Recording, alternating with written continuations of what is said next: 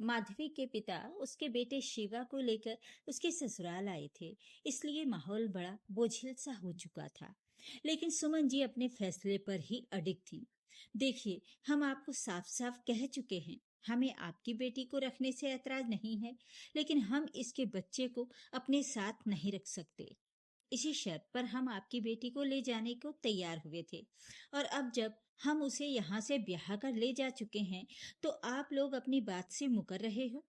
सुमन जी माधवी के पिताजी से बोली, देखिए समधन जी, मैं आपकी बात को समझ रहा हूँ, लेकिन आप भी तो मेरी बात को समझिए। मेरे बेटे बहू ने इस बच्चे को रखने से साफ इनकार कर दिया है, और मैं भी अब बीमार हूँ। कब भगवान के घर से बुलावा आ जाए, कुछ कह नहीं सकता। इसलिए इस बच्चे की जिम्मेदारी तो माधवी को ही लेनी पड़ेगी ना। आखिर कहाँ छोड़ूं इसे? माधवी के पिता ने अपनी मजबूरी जताते हुए कहा, कहीं भी छोड़िए, लेकिन हमारे घर पर नहीं। हम इसकी जिम्मेदारी नहीं उठाएंगे। अरे जिसका खून है उन्हीं को देकर आइए, हम भला दूसरे के बच्चे को क्यों पालेंगे? सुमन जी थोड़ा सख्त होते हुए बोली, समधन जी, आप जानती हैं कि इसके पिता अब इस दुनिया में नहीं हैं। इसके पिता होते तो शायद ये दिन ना देखना पड़ता। इसके दादा दादी इसे अपनाना नहीं चाहते, और माधवी के अलावा इसका इस दुनिया में कोई भी नहीं है। थोड़ा तो आप इस बात पर गौर कीजिए। इतनी संगदिल भी मत बनिए। जैसे आपका विभू है, वैसे ही ये बच्चा भी तो है। अरे आप मेरे विभू से कहाँ इसकी बराबरी कर रहे हो? मेरा विभू तो सोने का चम्मच लेकर पैदा हुआ है। उसका भाग्य इसकी तरह नहीं है। हमने अनाथ आश्रम खोल रखा है, हमें नहीं रखना है इसे। ये हमारी जिम्मेदारी नहीं है। सुमन जी ने ये कहकर अपना मुंह दूसरी तरफ फेर लिया। मम्मी जी, इतना बड़ा घर है, रह लेगा ये भी किसी कोने में। इसे अकेले भला कहाँ छोड़ें? आखिर माधवी ने धीरे से कहा, चुप कर बहू, मैंने तेरी सलाह नहीं मांगी है। तुझे इस घर में विभू की देखभाल के लिए लाया गया है। चुपचाप सारा ध्यान उस पर रख। खबरदार, जो मेरे पोते की जगह किसी और को देने की कोशिश की तो। सुमन जी ने उंगली दिखाकर माधवी से ऊंची आवाज में कहा। इसके आगे तो माधवी भी कुछ कह नहीं पाई, क्योंकि उसके पिता ने भी उसे इशारे से चुप रहने के लिए कह दिया। लेकिन माधवी का ध्यान नन्हे से शिवा की तरफ था, जो बाहर बरामदे में बैठा विभू के साथ खेल रहा था। 2 साल का शिवा, जिसे ये भी नहीं पता था कि उसे एक गेंद की तरह इस पाले से उस पाले में धकेलने की कोशिश की जा रही थी, जिसे ये भी नहीं पता था कि उसका भाग्य क्या होने वाला है, उसका कोई पालनहार है भी या नहीं। कितनी मासूमियत के साथ वो उस छोटी सी कार से खेल रहा था, जो थोड़ी देर पहले 5 साल के विभू ने उसे दी थी। वही विभू जो उसकी सगी माँ के दूसरे पति का बेटा था, जिसे पालने के लिए ही माधवी को ब्याह कर इस घर में लाया गया था, और जो फिलहाल शिवा के साथ हंस हंस कर खेल रहा था, जैसे कोई छोटा भाई उसे मिल गया हो। दोनों की अटखेलियां देखकर माधवी की आंखों से आंसू आ गए। वहीं सुमन जी ये देखकर चिढ़ गईं और माधवी पर चिल्लाते हुए बोली, अब खड़ी खड़ी देख क्या रही है? हटा इन दोनों को अलग। लेकर जा विभू को अंदर। और समधी जी, आप भी लेकर जाइए इस बच्चे को यहाँ से, और दोबारा इसे इस घर में लेकर नहीं आएंगे। अब आप जानो आपको क्या करना है। अनाथ आश्रम में डालो या अपने बेटे बहू को समझाओ, हमें उससे कोई लेना देना नहीं है। ये सुनकर माधवी के पिता अपने धीरे धीरे कदमों से बाहर आए और नन्हे से शिवा को गोद में उठा लिया। ये देखकर विभू ने कहा, नाना, कहाँ लेकर जा रहे हो? खेलने दो ना।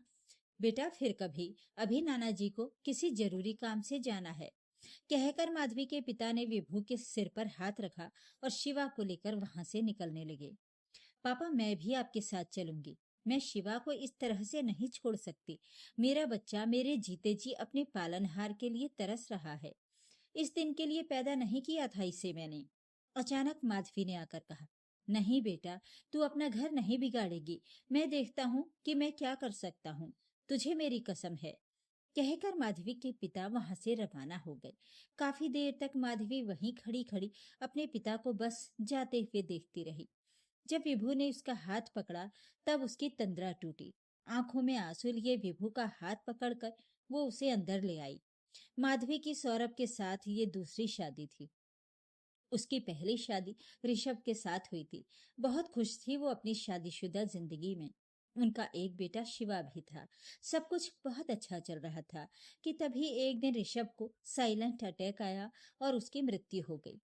इसके बाद तो ससुराल वालों ने भी ऐसा मुंह फेरा कि माधवी को घर से निकाल कर ही छोड़ा। उस समय शिवा 1 साल का ही था। ससुराल वाले मध्यम वर्गीय थे, इस कारण कुछ ज्यादा मिला नहीं। 2 लाख इंश्योरेंस के आए थे, जिसे शिवा के नाम से माधवी के पिता ने एफडी करवा दिए थे। माधवी की माँ तो थी नहीं, भैया भाभी और पिता ही थे। माधवी का मायके आकर रहना भैया भाभी को खास सुहाया नहीं।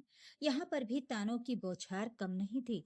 उन पर खर्चों का बोझ ज्यादा ना हो, इसलिए उसने एक स्कूल में, जहाँ वो शादी से पहले भी नौकरी करती थी, वहाँ नौकरी ज्वाइन कर ली। स्कूल की हेडमास्टर जानकार थी, इसलिए उन्होंने शिवा को भी लाने की इजाजत दे दी। वहीं पर उसकी मुलाकात विभू से हुई थी। सुमन जी रोज विभू को लेने और छोड़ने आती थी। वहीं उन्होंने उसे देखा था और उसके बारे में वहीं से सब पता चला था। उनकी भी बहू चल बसी थी। बेटा सौरभ और पोता विभू अकेले थे। घर और विभू को संभालने के लिए बहू की जरूरत थी। इसलिए सुमन जी ने माधवी के पिता से उसकी शादी की बात की थी। पर उनकी शर्त यही थी कि वो शिवा की जिम्मेदारी नहीं उठाएंगे। उस समय तो माधवी को बस घर से निकालना था। इस कारण उसके भैया भाभी ने शिवा की जिम्मेदारी लेने के लिए हाँ कर दी। बड़ी मुश्किल से माधवी के पिता ने माधवी को मनाकर शादी के लिए हाँ करवाई थी और उसे विदा कर सौरभ के साथ भेजा था। माधवी शादी होकर इस घर में आ गई। उसके सौम्य व्यवहार से उसने धीरे धीरे सबको अपना बना भी लिया। सौरभ भी काफी सुलझा हुआ था। इस कारण उसने भी दिल खोलकर माधवी का अपने घर में स्वागत किया। हंसी खुशी सब कुछ चल रहा था। माधवी के आने से जैसे सौरभ का परिवार पूरा हो गया था। लेकिन माधवी भी तो शिवा की माँ थी। मन के कोने में कहीं ना कहीं शिवा हमेशा से रहा। जब जब वो विभू से प्यार करती थी, उसे लोरी सुनाती थी, उसके साथ खेलती थी, तब तब उसे शिवा का चेहरा याद आता था। पर सुमन जी के सामने वो इस बारे में कभी भी बात नहीं कर पाती थी। सौरभ को कई बार उसकी उदासी का कारण समझ में आता था, इसलिए कई बार तो सौरभ खुद उसे शिवा से मिलवा कर लाता था। लेकिन घर लाने की बात तो सौरभ ने भी कभी नहीं की। पापा से जब भी बात करती थी, तब पापा यही बताते थे कि शिवा ठीक है, वो उसका पूरा ध्यान रखते हैं।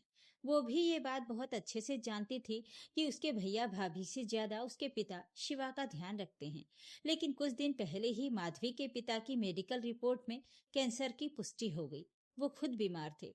अब शिवा को कैसे संभालते? इधर भैया भाभी ने तो हाथ खड़े कर दिए कि वो शिवा की जिम्मेदारी नहीं ले सकते। या तो शिवा को माधवी के पास छोड़कर आ जाओ, या उसका बंदोबस्त कहीं और करो। हमने उसका ठेका नहीं ले रखा है। इसीलिए माधवी के पिता उसके ससुराल आए थे और ये सारी बातें हुई थी। शाम को सौरभ जब घर आया तो घर में बड़ी अजीब खामोशी थी। उसने सुमन जी से पूछा तो उन्होंने कहा, कुछ नहीं हुआ है, बस तमाशा कर रही है। वादा इन्होंने किया था, हमने नहीं। हमने जो भी बात की थी, साफ साफ की थी। अरे ऐसे कैसे कोई वादे से मुकरता है? क्या जो घर का माहौल खराब कर रही है? मम्मी आप किस बारे में बात कर रही हो, खुलकर बताओगी मुझे, या यूं ही पहेलियां बुझाती रहोगी? आखिर क्या हो गया है? सौरभ ने पूछा तो सुमन जी ने उसे सारी बात बता दी। ये सुनकर तो सौरभ भी कुछ नहीं बोला। रात को सौरभ जब कमरे में आया, तब भी माधवी उदास थी और चुपचाप पलंग पर दूसरी तरफ मुंह करके लेटी हुई थी। क्या हुआ? शिवा के बारे में सोच रही हो? उसकी आवाज सुनकर माधवी ने पलटते हुए कहा, हाँ उसी के बारे में सोच रही हूँ। कैसी माँ हूं मैं, अपने ही बच्चे पर अपना हक नहीं जता सकती। मेरे होते हुए वो अपने पालनहार के लिए तरस रहा है। माधवी की बात सुनकर सौरभ चुप रहा। उसे चुप देखकर माधवी ने कहा, आज पहली बार लग रहा है समाज किसी के लिए नहीं बदला है। एक औरत से हर कोई माँ बनने की उम्मीद करता है, बिना ये सोचे कि उस बच्चों को उसने जन्म दिया है या नहीं। लेकिन जब उस औरत के बच्चे की बात आती है तो उसे कोई अपनाना नहीं चाहता। दूसरा विवाह क्या सिर्फ औरत का होता है, पुरुष का नहीं? दूसरी पत्नी पूरा ससुराल संभाल सकती है, अपने पति के बच्चे को संभाल सकती है, पर उस दूसरी औरत के बच्चे को ससुराल वाले अपनाएंगे भी नहीं। चाहे उस बच्चे को उसकी माँ के रहते हुए अनाथ आश्रम में भेजना मंजूर है।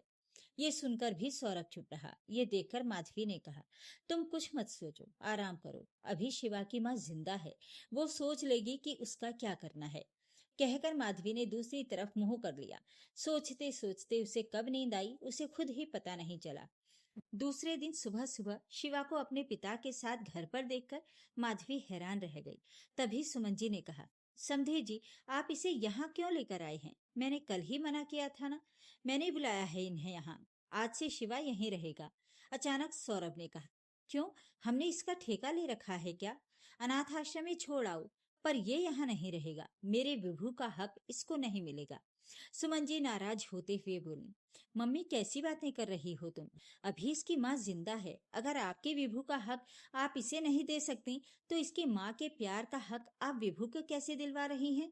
उस पर विभू से पहले हक शिवा का है। और फिर आप खुद सोचिए कि माँ के होते हुए क्या ये बच्चा अनाथ आश्रम में रहेगा? मम्मी, जब मुझे ही कोई ऐतराज नहीं है तो मेरे हिसाब से इस घर में किसी को ऐतराज नहीं होना चाहिए। आखिर सौरभ ने अडिग होते हुए कहा तो सुमन जी कुछ कह नहीं पाई। हालांकि वो अपनी जिंदगी भर इस बात से हमेशा नाराज रही, लेकिन जब परिवार में सभी ने शिवा को अपना मान लिया तो वो कुछ कह ही ना सके। तो ये थी आज की कहानी। आपको ये कहानी कैसी लगी कमेंट करके जरूर बताइएगा। वीडियो को लाइक करें, शेयर करें और मेरे चैनल को सब्सक्राइब भी जरूर कर लीजिएगा। धन्यवाद।